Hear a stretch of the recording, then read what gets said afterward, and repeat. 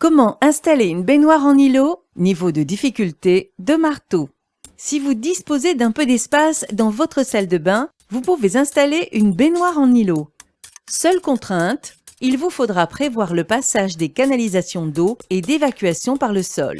Vous aurez besoin d'une baignoire à pose libre, d'un mitigeur à colonne, de tire-fond et chevilles et d'une cartouche de silicone. Munissez-vous d'un mètre, d'un crayon, d'une perceuse à percussion, d'un foret, d'une clé à molette, d'une clé à douille, d'un jeu de clés plates, d'un niveau à bulles et d'un pistolet extrudeur.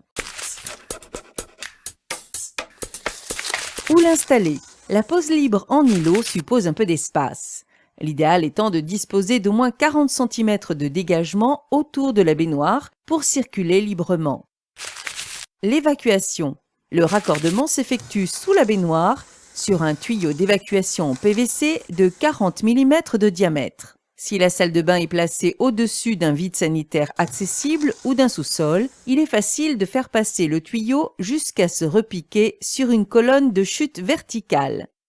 En revanche, à l'étage, tout dépend de la nature du sol. Sur un plancher posé sur solive, vous pouvez faire passer le tuyau entre deux solives en respectant l'indispensable pente de 2 cm par mètre.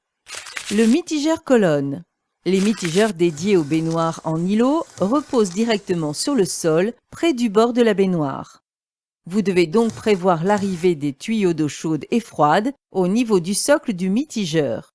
Une mise en place de la baignoire à son emplacement permet de vérifier avec exactitude les points d'arrivée des tuyaux d'eau. Réalisez cet essayage, placez le mitigeur colonne avec la sortie de robinetterie bien au-dessus de la baignoire.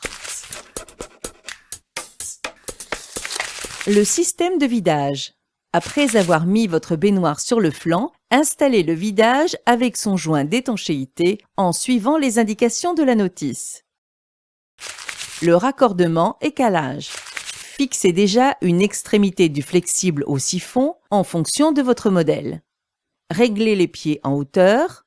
Sur ce modèle, vous devez préserver un espace de 5 mm avec le sol. Bloquez ensuite chaque pied à la clé. Enduisez ensuite de silicone l'intérieur de l'évacuation pour le flexible et collez. Redressez ensuite la baignoire en vous assurant que le flexible se positionne correctement pour le bon respect de la pente. Le mitigeur à colonne repose sur une sorte de tripode, laissant assez d'espace pour le raccordement des tuyaux.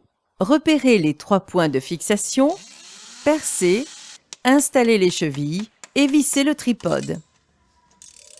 Raccordez les arrivées d'eau chaude et froide avec les flexibles du mitigeur, puis rabaissez le cache cylindrique couvrant le pied de la colonne.